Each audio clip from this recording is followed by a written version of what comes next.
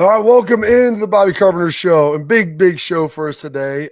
Normally Bill Bender joins us on Tuesday, but unfortunately he had some other stuff coming up, and he goes, "Hey, can I go later in the week?" I said, "Buckeyes," so I think he's going to jump on Thursday, and we're going to get our guy, Mr. Joshua Perry, joining us in about 10 minutes to talk about a lot of different stuff that's ultimately going on here, Schlegs, and you had a good start to the week. Was Monday as fast and as furious as you would have hoped? Oh man, fast, furious, frothy. What's today, Bob? Today's Tuesday, Schlegs. Okay, great. So yesterday was eventful. After the Armory UA football camp, training at the Armory with Coach Hoot, I took Hooten's boys, Sam and his buddy Austin, to the Woody, and did some stuff for some striking machines because they're getting some of the Hawkin force measurements on there. So I got my Hawkin hat on. It's upside down. I don't know. What is the deal with the upside down? I don't know what the deal is. Somebody just gave it to me. I have no clue. A lot of the hats now, they have that upside down. They do. Pat, what's the deal with that, Pat? Pat, you're young. No? Pat, you're young. Someone's got to tell us. I don't know what the deal is. I mean, they sound really old. I'm going to have to ask one of the guys at Ohio State. Pat says he has no idea. Okay. It's like bucket hats. I don't know. I mean, like those look terrible. Why would you wear that? Anyways, so I went over there and then, showed them all the stuff, did all the experiences, showed them the trophy, showed them the weight room. Of course, they said, "Hey, listen, you cannot stop in La Blanco." So what do? They all go over there and pretend like they're even close to it. I'm like, you can't even, don't even close to it. Like, what are we, 5? But no, they're 13. And 14 years old. So I'm like, what are we doing? Well, I used to run and jump over it. Like, it was really a nice little challenge for me. Then we had, the kids are out there. Like, they found like a tennis ball, and like his buddy from Florida was like, Jeremiah Smith touched this tennis ball, and Jeremiah Smith's probably sat on one of these benches. And I was just like, yeah, he sits on there butt naked, just rubbing cheeks, sweat juice all over there. Just nice enjoy that. A picture of you. No, and then it was really cool. Mick gave me a national championship ring. So do you have it with you? Let's see it. Let's see the Schlegel edition. What do you mean you don't have it? He just gave it to you. Did you lose it already? No, it's at my farm. Like, what am I bringing it around, toting it around with me? I showed my wife. And really, again, what is it? Schlegs, you don't think that the folks, I mean, we had Lathan Ransom show his, and yours is going to be. It's a ring. It's a physical representation of everything else that went into it. And so like when I go back and look at that, like I was looking at it yesterday when I was showing my wife, and even when Mick gave it to me, it was just it was great to be back in that building alongside those great strength coaches. And again, I'm biased, but they're the champs. So they're the best strength coach strength staff in the country.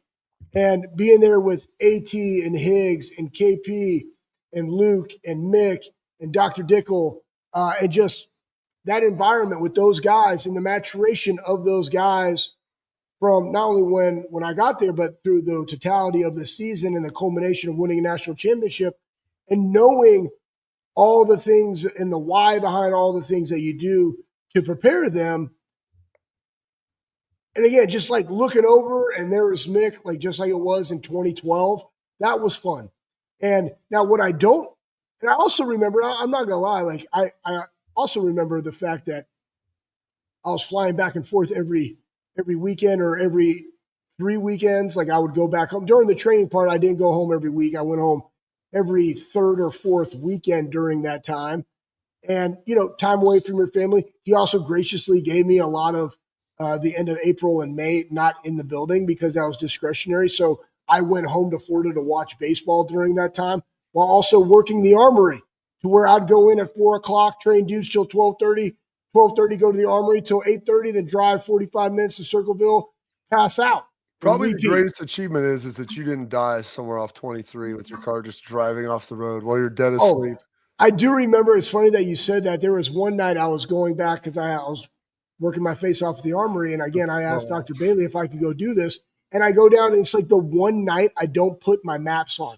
Every time I get in a car, I put the maps on so I can see the congestion, right? The traffic. And I know how to navigate it. And for some reason, I get no notifications for, hey, you want to alter your route? It's just like, can't you give me a heads up before I go? You give me choices, but like in the midst of driving, give me a heads up. Like, let's save you 5 minutes. I think it picks and chooses when it wants to do that. It'll choose on a long drive and pick and chooses when I'm driving back to the farm.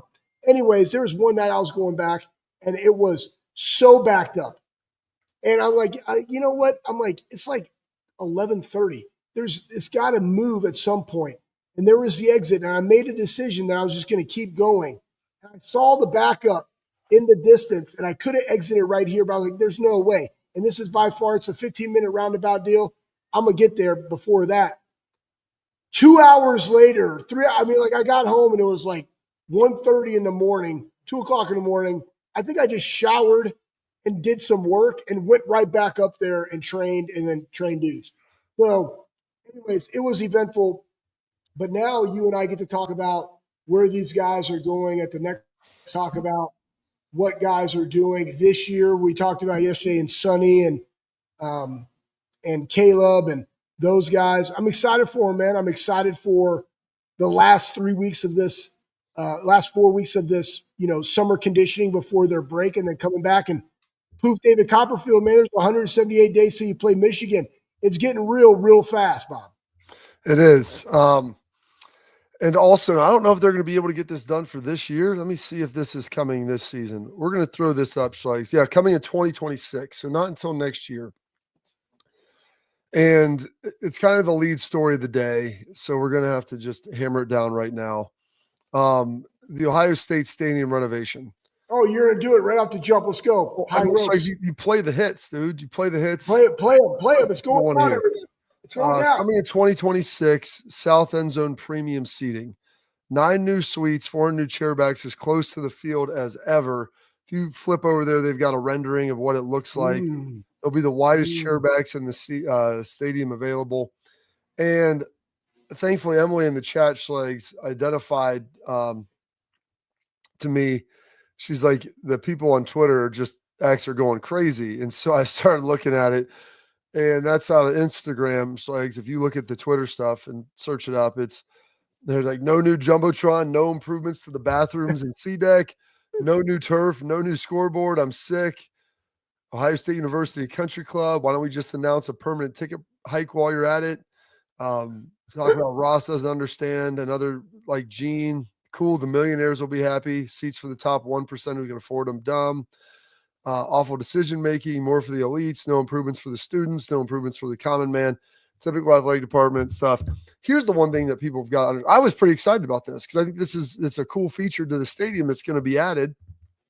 They're doing the one club inside the 1919 club or whatever. 1969 club, Bob. That's not it. It's not it. It's like the 100 years of the stadium or 19. I know. Whatever. 25? 1922 club. I think it's the 22 club. So they're doing that, and that's going to be in there, and that's going to have stuff. Everybody wants renovations to the stadium, and I get it. But the stadium is the only place that ever gets green lit for renovations because the renovations that they're putting into the stadium generate value, and they generate more dollars. And so while I'd love to see better bathrooms and C deck, I think that's probably something that's needed. They talk about improvements for the student section. Like, that's just south stands. The people are going to be right behind them. Like, I mean, the students don't need any more improvements. I mean, granted, I never saw a game there as a student, but dude, you're 18 to 22. Like, when I go to concerts and stuff when I was younger, man, I'd go sit in the lawn, get drunk, and watch the deal and cheer and scream. I mean, that's all it is glory. It's entertainment and it's passion. But I don't understand why there's so much outrage. Like, new Jumbotron, yeah, you can do that. That doesn't make any more money. Like, and the problem is right now that due to the last 10 to 15 years and how money has been spent, there isn't any more dollars to spend. And so you've got to have a good product to put on the field. And it wouldn't surprise me at some point to where they add some stuff over in B deck on the visiting side for more suites there, because those things generate revenue. There's a glut of people that want to buy that premium experience, and so they can charge for it. And instead of raising ticket prices for everyone else, why not just do that? Like that seems like a logical solution. So I wasn't sure where all this like vitriol and hatred was coming from with this. This is going to impact no one except for the people that buy them. Yeah, here's here's where I look at it. Like you mentioned the urinals, right, and the troughs. I don't mind peeing on a trough. Dude. Where I where mean, where where else can you go gaze in the yeah. eyes of another man while you sling out your wanger? Yeah. You know, like do you really want to consume all that alcohol when you got to go back in there and just eyeball to eyeball with a dude? You know, just making sure you're looking up here, boss. Right as you go, are you going to get stage fright? Like how dedicated are you to the process? Now, if he said they weren't serving cocktails anymore, that'd be a problem. Honestly, here's what everybody needs: more night games. It'd Well, be great.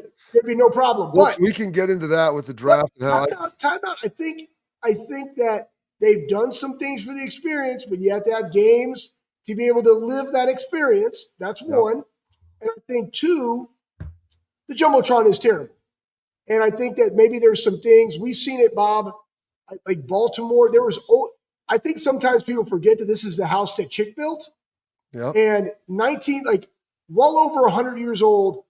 There's certain things in here that structurally would cost significantly more than the ROI, like to be able to update those things. So you let them roll and you fix what you fix, right? And you don't worry about it. But the experience, I'm with you guys. I think grass, I think bigger Jumbotron, and then certain areas where you can add some better viewing experience for those that want it. But A deck is A deck, B deck is B deck, C deck is C deck, and you like them and you love it. And it's the experience, and just go have great ball, you know? And I think this is also a problem because we've won. We're the champions. So what is there to BCD about, right? And let's do it about this, right? So anyways, and those people's views going to suck, guys, because there's a ton of people that are just standing right there on the back. No, that's going to tighten up that space. That's the only kind of space around the sideline now. That's where everyone walks in and the recruits. It's going to really. They do the same thing in Nebraska, Bob. They have the exact same thing in Nebraska. And that is a minimal ad, guys. Minimal. My thing is, like, I don't know how this impacts anybody else in a negative way other than it doesn't. It'd be one thing if you're saying, hey, we're going to take all of South Stands where the students are and convert it into something else. But this is going to be in front of it. It's going to be down there. The South Stands and the students stand the whole time anyway, which is what they should do. Right. You know, I'm trying to figure out, like, hey, would I like a new Jumbotron? Sure. That'd be great. I'd like more night games, but we took a back seat as Ohio State when the TV deal came out. And so we didn't push as hard as we should have. And so we have zero control over that. And these games that were scheduled, the contracts and the flexibility with when you're able to pick days, you couldn't even move it to Sunday with Texas. So like it is what it is. And so people can complain to Ross all they want and say he's trying to solve problems. So would you rather have your ticket prices go up, which I don't think anybody would, or you can add some new seats in there that's going to impact nobody? The value. It just doesn't impact anybody. I would rather have that and my seats over. There's plenty of room for me to complain when they moved my seats from wherever they were 18 to the other side and cost more and all this other crap, the 4 that I get. And it's like, okay, I would rather not pay more for those and pay more than have this go in. So I just think, Bob, with the little addition, I'm talking about structurally to just encapsulate that area, to add in premium seats, to not have to raise ticket price in an area that is not necessarily utilized. That's an easy win. Yeah. With what you got, Absolutely. And that's all I'm saying. The stadium's 100 years old. Like there's just limits. And we're not backing Ross. We're not doing it. We're not playing each side, guys. I live in reality, and I know that we're in debt. I live in reality. Sometimes now my wife will say that I live in a false reality when it comes to budgets and time to completion. Not necessarily in the bedroom. Things always take longer and cost more than what they're supposed to. And anybody that's ever done any type of construction or any type of long-term project, it always takes longer and costs more. So you just always have to understand that. I know, man. Anyways, Buckeyes, guys. Buckeyes. That is. We'll get more into that. What's Josh Perry about it? I'm sure this will be a conversation throughout the week. And I understand there's other things that need to be done to that stadium, but you prioritize things that can generate revenue first. That's just because this stuff has to get greenlit by the board. And so they're going to tell you when you do a renovation, how are you paying for this? So either A, you're raising the money, or B, it has to be able to generate it and cover it on its ROI. And what does that look like? And that's how they have to present this stuff to the board for all projects across Ohio State. I mean, I've seen them with athletics. I've seen them in the business school and other places, and that's how it gets greenlit. And like the only time they ever just rubber stamp is like, hey, this is going to actually pay for itself and then some. Okay, boom, Buckeyes, let's go. Attention, parents and athletes, protect what matters most with Export mouth guards, trusted by professional athletes, designed by NHL team dentists. Export mouth guards are scientifically tested to absorb those high-impact hits, protecting both your teeth and your brain. Export mouth guards feature 3 layers of advanced protection, including a patented use of carbon fiber, custom fit to your own 3D smile. They print that bad boy right in there to fit you for more protection, better performance, max comfort, clear communication. So focus on the game, not on the gear. Do not take chances with your safety. Visit exportguards.com/Bobby to save 15% on your order. Export, protect what matters most. Joshua Perry coming up next.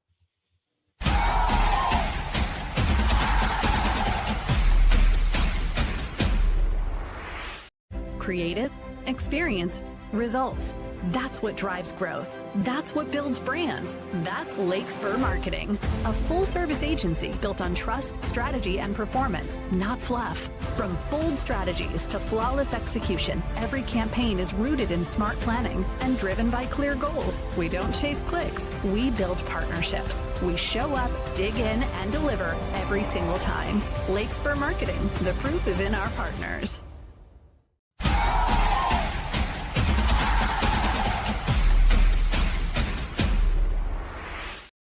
All right, welcome back in the program. Where did you go? Why can't I see you? You're on there. It says 1651, and there's a black screen. Oh, I can see. I can see you. You can see me, but I can't see you. Why don't you log out, log back in. We'll get Joshua coming up here, and I'll start the conversation with him. If you're watching now, please like, subscribe, leave your questions, comments, all those things. Joshua, I don't know if you heard the end of the conversation or if you've seen this or seen what it looks like on social media. There's a lot of folks that are fairly upset about what's going on right now at the stadium. Your thoughts? I mean, everybody's got something to be upset about nowadays. And let's be perfectly clear. I feel like the common fan feels like they aren't being given attention, right? Their needs aren't being considered when it comes to the game day experience because everything's going toward the luxury packages and all of that. And I get it, but you guys were talking about it. This is a business. People have to make money, right? Like it's expensive to run this type of enterprise. And so they're looking for a way to maximize their ability to get revenue. They're going to put in a handful of extra seats is going to generate a lot of money there. So my initial thought when I saw it was, where is the band going to go? Where are the cheerleaders going to go? How are people going to filter in and out now? As you mentioned, recruits come in that way. They'll figure out all the logistics for game day. I can see where some of the consternation's coming from and why fans are upset about it. But this is the reality of the world that we're living in. You gotta create experiences. You got to be able to sell packages. Ultimately, the money is the key thing there. So they're doing exactly what they've got to do. Now, I do have an idea because you guys mentioned the bathroom situation. It ain't great. I tend to agree with that. You know, Schlegs was over there saying, keep your eyes up. Listen, you do what you got to do. I'm proud of what I got going on. They should fix that, because you can sell more drinks more than likely. I would try to figure out, and I'd ask the people out there in LA with the new Intuit thing, how the impact of the toilets creates a better experience and generates more revenue, because they should fix that. But listen, give me luxury seating. I'm all here for it. I know. I get it. And here's the thing. Like the issue with this, Joshua, is I don't understand how this impacts. Like, I don't think it impacts anybody other than the people that buy those seats. And I'd rather not pay more for my seats that I currently have than have to worry about something else going on. And here's the reality too. It's probably not the greatest view in the stadium if we're being honest about where the location is, right? Like, I think this is more of a corporate thing. You're trying to entertain people. It's experiential, like all those different things. But for the typical fan, to your point, we can stabilize your ticket price. Your everything doesn't change. It's uninterrupted. It doesn't take out more seating from the top, which is, I think, a legitimate issue. A lot of times when you're running these projects, they got to take out seats for the common fan so they can build more luxury seating. That does nobody any good except for the people that can afford the nice seats. So I actually think this is a pretty good compromise in that sense. I get it. Go ahead, Schlegs. No, I'm back. Joshua, you look amazing, sir. Hey, thanks. Yeah, I was just thinking about this. One, the urinals, to your point, the no flush, like I go through you travel a lot, Joshua. Like you go to the airports where you don't know, like you're looking through, they're real old, like who's in there taking a dump? Are they pissing? Green light, red light, urinals ready to go, self-flushing, save water, more occupancy of urinals. I would like to see then if those stadiums sell more alcohol. You're absolutely correct. Because if that's the case, that's a drop in a bucket. Let's go do that thing. Literally. Palmer's probably got the numbers, right? So that's not even a question. But that's his deal. I mean, he wanted best views. He wanted the most efficient snacks where they got that SoFi? thing. Was that at SoFi? No, this is I think it's into it where the Clippers play. Okay. But you walk in, you grab snacks. They got a small menu, so there's not a lot of thinking. So people aren't spending a lot of time in line. They got the bathrooms to a point where they're basically never full, so you can get in and out. Like, he's figured that part out, but obviously crazy billionaire. Like, he had some money to spend, but he's not a billionaire because he's frivolous with money. Obviously, it had to make sense somewhere. So I'd be curious to see the study. Do you think this will have any impact on the players and on the game experience? This is the best part of the offseason is everybody sits here and we're all pissing and moaning about all the things that we can't stand about college football. Sports going to hell in a handbasket, and none of us are fans anymore. And then fall comes around and foot meets leather, and all of a sudden nobody's talking about any of this stuff. They're not going to be talking about what happened in the stadium, that changing the seating, or where the band is located. Nobody's going to be talking about the house settlement on a Saturday afternoon. Ohio State's playing Texas. Nobody's talking about that. They're going to be talking about the game that happens on the field. So does this affect the players? Absolutely not. No, they're out there to play ball. The coaches don't care. They're out there to play ball. And frankly, when you show up on Saturday, whether you're sitting in front of your TV watching Big Noon or whether you're in the stadium, you're not going to be talking about it. Yeah. Hey, well, let's go to something that we all want to talk about. SEC, 12-team playoff, Big Ten, good of the game, all that jazz. What's your perfect scenario, Joshua? How do you view scenario. This? No, perfect for you, scenario. like you're the commissioner, you're the college football playoff czar.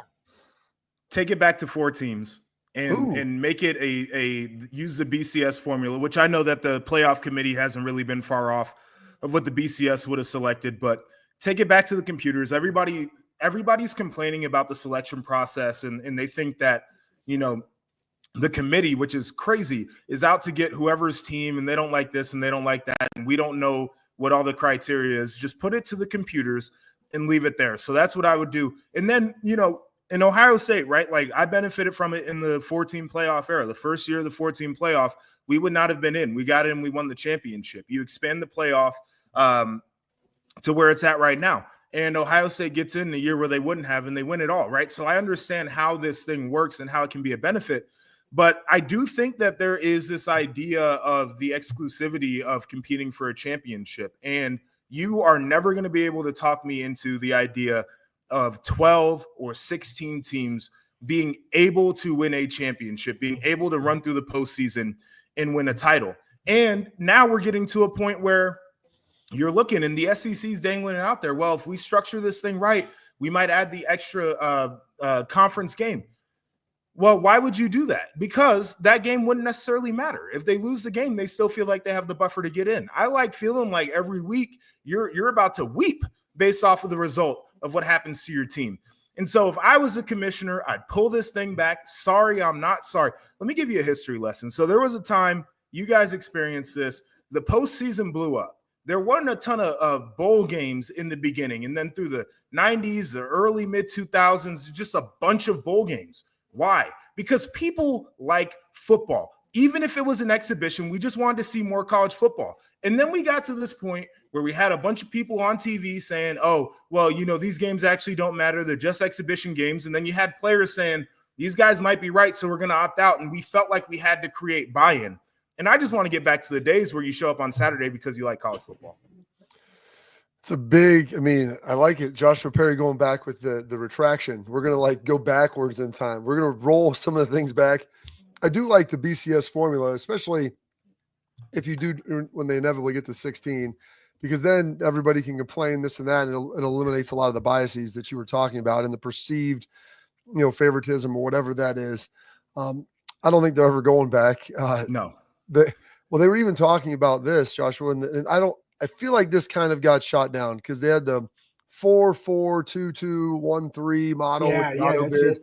Yeah. and they were talking about having a play-in game within conferences for like the 3, 6, and 4, 5. And I'm like, I thought we were trying to eliminate conference championship games, not add more in there to just have more football, which, like you said, we all like, but is it actually better than what we had before?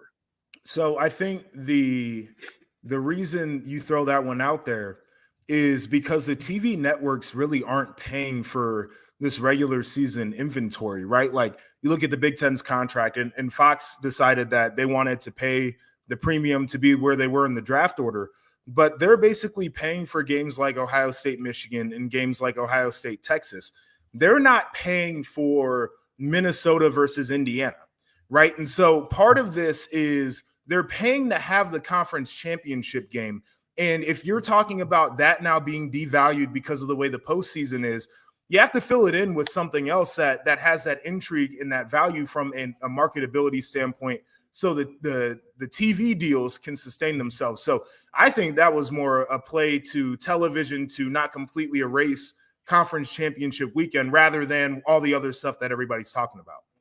So your perfect scenario, no conference championships, and just go right into the playoffs after the regular season. And would you go with a 10 game regular season in conference? Yeah, I am a conference championship fan. I like any game where you can get confetti. I like champions, right? So I want to see those still. But just basically take it back to like 2014, right? Whatever we did then, you can have your 9-game conference schedule. I like the non-con. I like the ability for some of these smaller schools to get paid, right? Like we talked about how much of a business this is, and they need to keep their doors open as well. Get you a little ramp up that way. And then just go through your conference schedule. We crown a champ, and then we go to the postseason. And I'm playing all the other bowl games as well. Who watched the Pop-Tart Bowl this year? I thought that was a ton of fun. I thought it was a great game, right? Like there were a bunch of games that had some intrigue to them. Well, everybody tells us, Joshua, that those games don't matter. And then the ratings actually are fairly good on them for what, like the time slot they're in and where they're at. So, there are 2, 3, 4 million people that are going to watch this quote useless exhibition with you and I and Schlegs probably being one of them, because it's either that or Hallmark movies. So I'm going to try to throw football on from December 15th to January 1. And you're going to give me a game a night, even if I don't really care about it. I'm going to have it on just to kind of be watching. And there's going to probably be some level of intrigue that's going to be there. We're going to take a quick break. Josh, we got like 5 more minutes for us because I got plenty of time. All right, perfect. We're going to take a quick break. We have more Joshua Perry coming up next.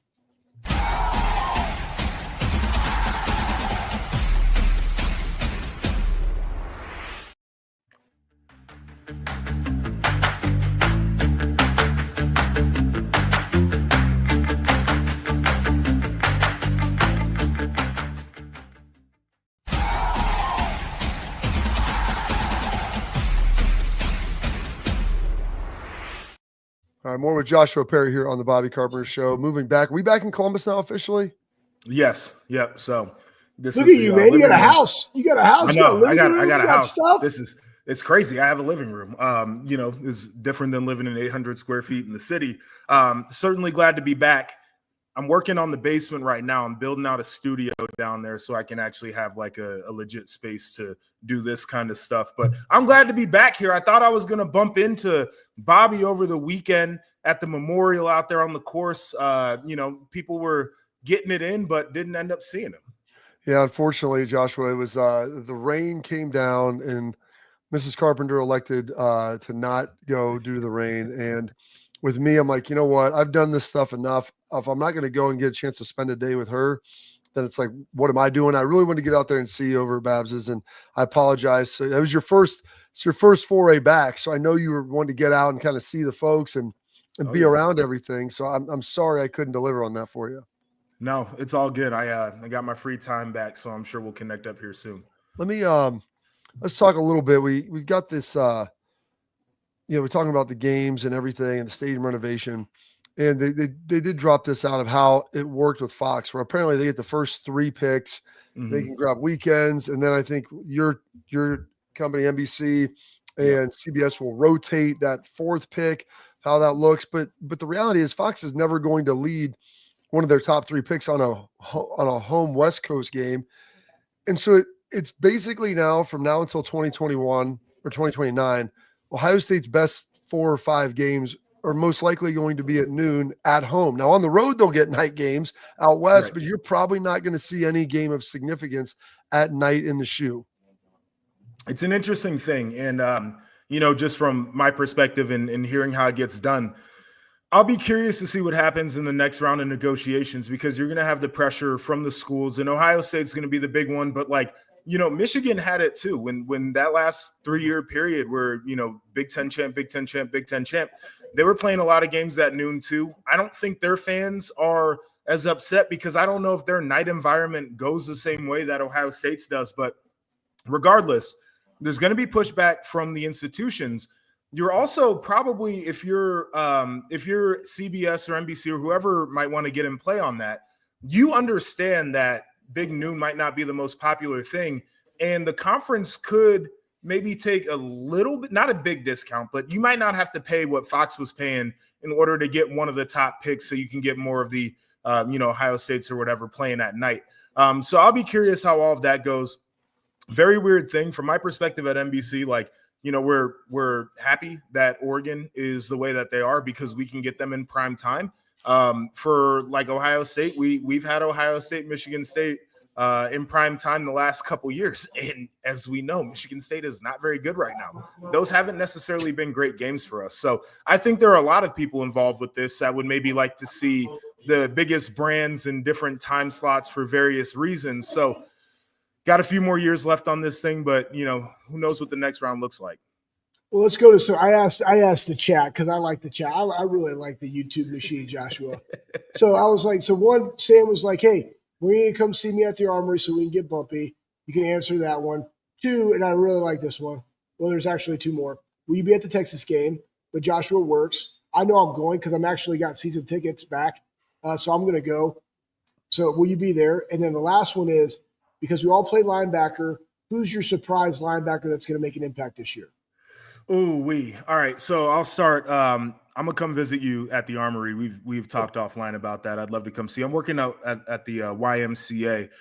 It's great because you get the young people, you get the old people, and I'm kind of the only one in that in between, and I really love it like that. So that's multi-generational, man. I like that. Yeah. It's awesome. Oh yeah. It doesn't matter where you live, man. Everybody just go out there and do some things. You gotta get right. Number 2. I have not been to a regular season Ohio State game, I think, since 2018. That's been the work-life balance for me. So I'd love to. There was we on NBC, we had one a couple years ago, and we were on the road, and literally the month of November, they're like, hey, we're just going back to the studio. So I missed out on the opportunity there. So I'll be watching on TV very emotionally. That's how I usually look in the screening room there. And then surprise linebacker, I'm not sure. I mean, I think everybody knows that Arvell is kind of, he's going to be the next guy up. I'm curious how unlocked he gets, because we're talking about, a potential 100 tackle linebacker, especially with the long season, if Arvell is really on his game. Yeah, it's interesting, Josh, when you have to get down some to camp a little bit and check it out with Matt Patricia, and just the flexibility that they have with their scheme, and kind of the ability to kind of utilize unique guys and talk with Matt. He came on here last week or the week before. And I love asking coaches, is it scheme or player? He's like, we build our scheme to our players. So if you have guys with unique talents, like you have with your Arvell and Sonny, who are now big, long body guys that can give you rush ability, how do we get them involved? So I think you'll probably see a lot of explosive plays out of both of those guys. And what's interesting is they'll be, I think, more multiple. And you got to always play 3 linebackers at points. You just can't roll with 2 dudes all season. They'll get too beat up. And I think Peyton Pierce, the 3rd guy in that group, is going to be pretty special too. And he doesn't necessarily have the physical, imposing look that Sonny and Arvell have with the height. He's only about 6'1". But wrestler, kind of like Schlegs, wrestler in high school, really tough, very instinctual. And so I think they're kind of building some unique stuff around all three of those guys' unique traits, which will be really fun to watch. The further I get into, this side of watching football, the more that I respect guys who used to wrestle. I just the ability to grapple, right, to be able to fight on your feet, but also, when things get a little bit dirty down there in the trenches, you got maybe a couple tricks up your sleeve that the other guys don't have. I think it's a great tool to have in the toolbox. Hey, I'm going to ask you this. I don't know if anybody wants to know this, but I want to know it. When you are doing all of these different teams and consuming and digest, because you're very articulate and you know a lot of ball and what people are doing, how do you consume and study film and compare that to when you were in college and league, like doing those things and how much time? I saw Caden Curry walking out the building yesterday. Looks fantastic. It was 4:26. I remember the time. I was like, what are you doing? He's like, I just been in there just watching film and now I'm just going to go eat some food. I'm like, I love it, right? Like he's all about it. Tell everybody about how you prepare to do your job. Yeah, I mean, Schlegs, you saw back when I was playing, how we used to go in groups. Curtis Grant was really good about pulling me into the film room, and then we passed that along in my class. Cam Williams was always super intelligent guy to have around, and then Raekwon McMillan coming up under us, he was another guy who we brought into watching the film. But when you're at a place like Ohio State, you've got interns, you've got GAs. So there are cut-ups for anything that you want to watch. You want to watch run game, you can watch a cut-up for different teams and different schemes. If you want to watch what your defense looks like against a specific look, you can do that. You can watch your own tape, like all the different things. In my world, it's kind of like, okay, what are the trends? And I'll get on PFF and I'll look through and I'll see what teams are doing, formation-wise, what they look like personnel-wise, etc. I'll figure out what the trends are, and then that's how I'll start to get into my film study. But you can ask Maddie. I'll sit here in the living room and I will screencast the film up onto the screen. I've got my little cowboy remote like an old school football dude. And then when I start to get tired, I'll take the laptop up to the bedroom and I'll watch it that way. I'm a note taker. So by the end of the season, I've got stacks of legal pads. And it pisses my wife off because she's got to find a place to store them so I can look back this time of year and at the beginning of the next football season. But it's pretty much, it's the same and it's different, right? Like I'm doing my own thing. I don't have a GA to ask, can I get this cut up? But, I'm finding the tape. I'm finding the cut ups. Let me sort it. All right, 12 personnel. What does this team look like? How do they like to shift in motion? Which tight end is kind of the guy where the runs are coming? Which tight end do you have to be worried about leaking out the back? And then we figure it out for game day. Absolutely. Well, Josh, we appreciate you spending some time with us, man. Man. I know you got the young one and now expecting another. So congratulations with that, dude. Crazy. The full house, dude. And your lovely wife will you'll hear her screaming in the background, like my kids walking in our room and wanting money for the pool and everything else, Joshua. So enjoy this little real quick. Yeah. We had to take the little guy to get some blood work today. He's got food allergies like his dad. And Maddie doesn't do well with him getting the shots and all the needles and everything. So we took him over there and now he's getting his butt kissed right now. Mama is kissing him up. She's out right now shopping. He'll probably be eating ice cream, which he's not supposed to be doing. So, just full dad mode. I'm going to go to the gym and then I'm going to cut the grass today too. So we are on top. Gosh, look at you, man. Just like your pops out there working, throw a cigar in and just get some work done. I love it. That's good. We appreciate Joshua, man. Give our best to your wife. We'll see you soon. All right. Take care, guys. See you, dog. There he is, our guy, Mr. Joshua Perry, one of the best. And, it's always fun talking with him now. And so next time we have him on, I'll have to remind him that he now is as old as I was when I was like around him and starting to coach him up in different things. That's his relationship to the current players on the team. So yeah, it's time for him to start getting around there and being a dude and helping those guys because they don't want to hear my old ass anymore. I want to tell you about my friends over though at Backer, bckr.com, Buckeye Premium Jackets and Hats. They've got unbelievable stuff over there, founded to make better quality fan gear. The products are the best stuff you're going to find, from their windbreakers, which I love, the rain gear, the cold gear. They've got sweet hats. They're working on bucket hats right now. It's a premium price for a premium product. The stuff is going to be what you love. It looks good. It makes great gifts. You got Father's Day coming up, so Schlegs, maybe you can Jones for a little bit of that. And a portion of every purchase on backer.com, bckr.com goes back to the Ohio State student athletes. And if you want free expedited shipping, BOBBY, all caps at checkout. That's backer.com, BCKR. We got our headlines coming up next.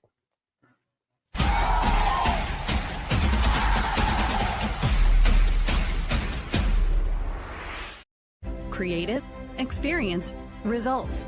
That's what drives growth. That's what builds brands. That's Lake Spur Marketing, a full-service agency built on trust, strategy, and performance, not fluff. From bold strategies to flawless execution, every campaign is rooted in smart planning and driven by clear goals. We don't chase clicks. We build partnerships. We show up, dig in, and deliver every single time. Lake Spur Marketing. The proof is in our partners.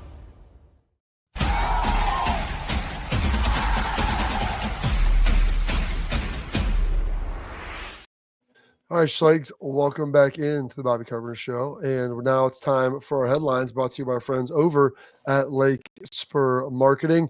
Lake Spur Marketing is a full-service ad agency, Schlegs, built on trust, on strategy, on performance. The Lake Spur team is going to shield you from all the unwanted nonsense that you don't want to deal with. And they're going to allow you to do what you do best, which is work on your business.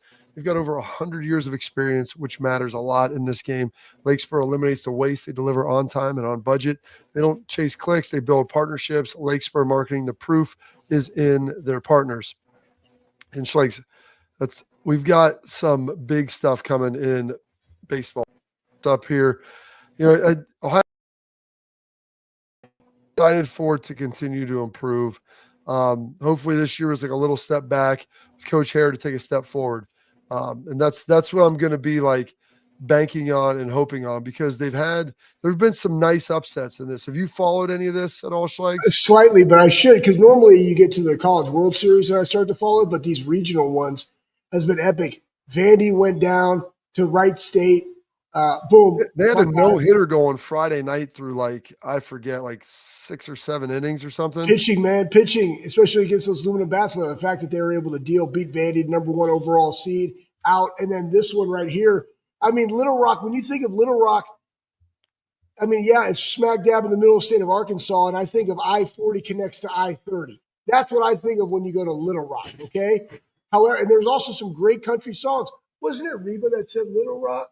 Did she sing that song? Yeah, Reba sang Little Rock, so and I think there's another one where a guy was driving to Little Rock.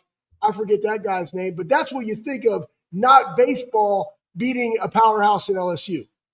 Yeah, absolutely wild to kind of see all that and how it's all broken out with everything, Schlegs. And I think UTSA, Texas San Antonio beat Florida as well. So that was beat Texas as well. So there's been a lot of upsets, and we're just in the regionals right now, which is pretty cool to see, and to watch these guys move forward has been pretty fun. And so I started tracking this when I was doing I started working with SiriusXM, and my man Jacob Hester was all leaning in. You got to watch baseball, and it's mostly all the SEC and some ACC, a little Big 12. Occasionally Big 10 can make a push out of there, but it's really cool and really fun to watch. So I encourage everybody, if you can check it out, go do it. All right, that's our headlines.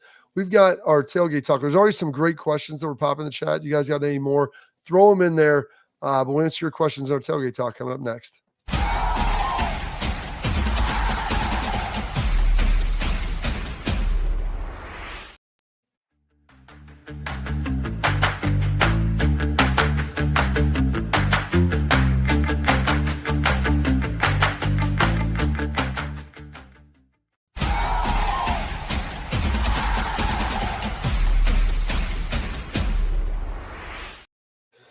All right, Schlegs, here we go. There was a good question in here earlier. I was looking around from Chris Kersey, talking about CJ Hicks. And we started getting the linebacker conversation. CJ was a linebacker his whole time, transitioned to kind of edge here in this spring ball. And will CJ have his hand in the ground, or will he roam? I think it'll be a little both, Schlegs. I don't know if there's ever a time where hey, sometimes you give the guy discretion. Do you want to be in a 2-point? Do you want to be in a 3-point?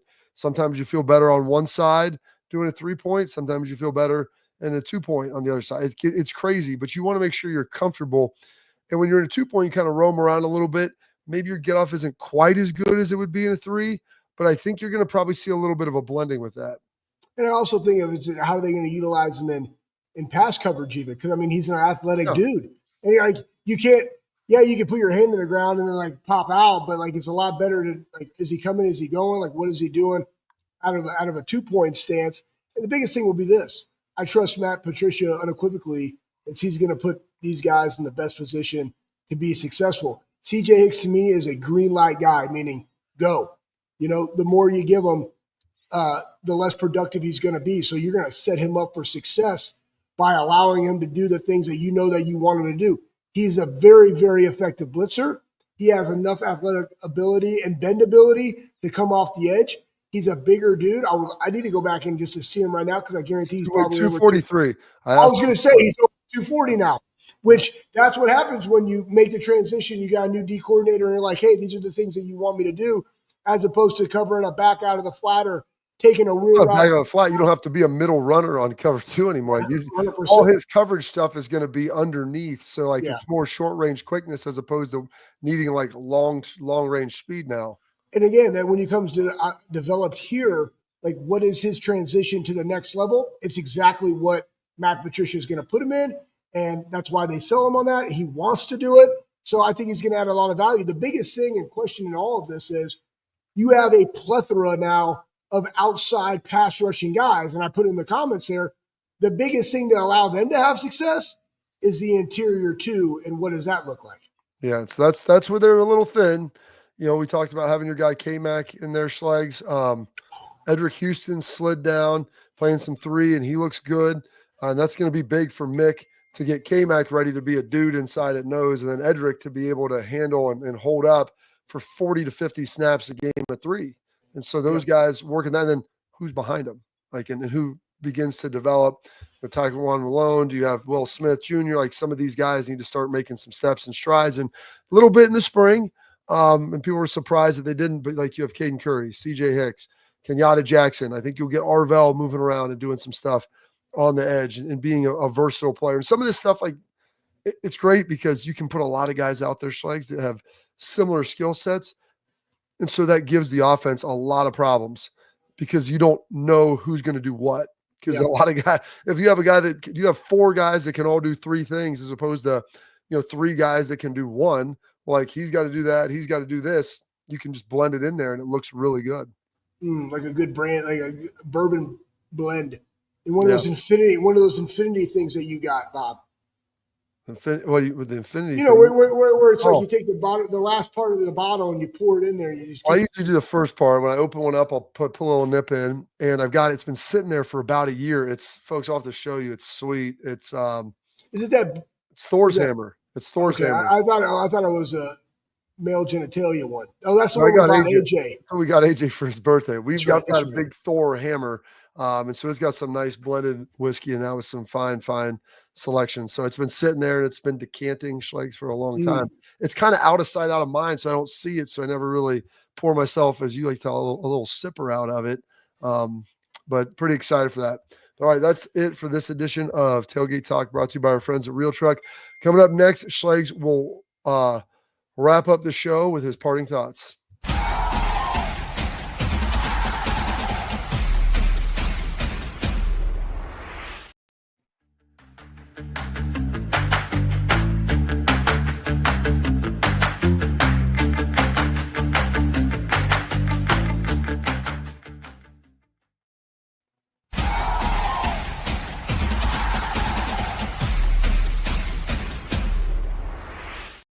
All right, Schlegs, here it is.